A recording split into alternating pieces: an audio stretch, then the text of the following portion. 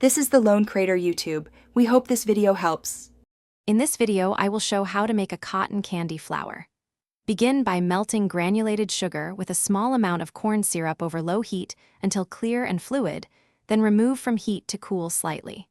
Prepare your shaping tools like a cone, fork, or paper cone and color drops.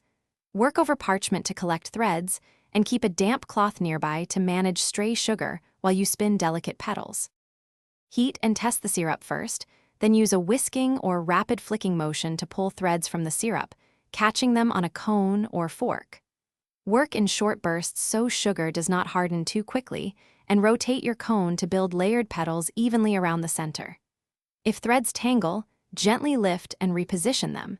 Humidity affects outcome, so craft in a dry room for best results.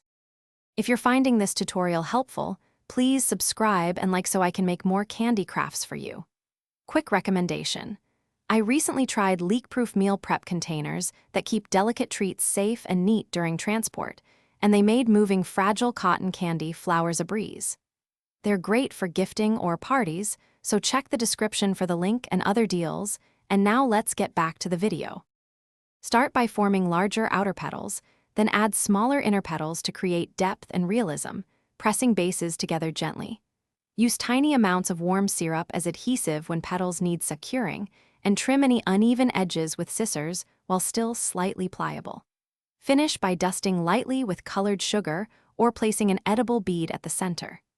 Store assembled flours in a dry container until serving to preserve shape. Thanks for watching. Consider subscribing if we helped you.